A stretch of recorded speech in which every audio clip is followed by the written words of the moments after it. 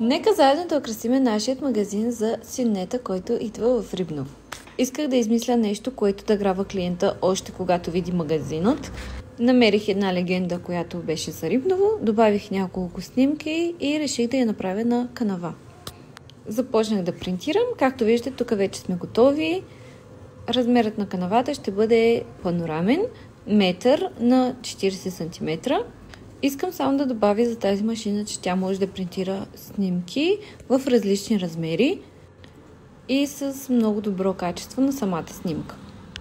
За тези, които се интересуват, сюнето ще започне на 5 ноември и ще продължи 5 дни.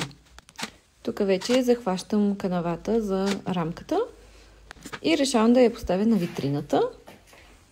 Първоначално реших да я поставя на долния рафт, обаче като видях крайния резултат не ми харесва и я преместих на горния рафт.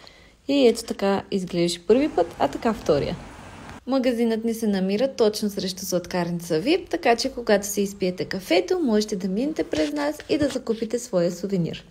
Може да закупите магнит, ключодържател, чаша, терлици, както бебишки, така и големи и още много интересни неща.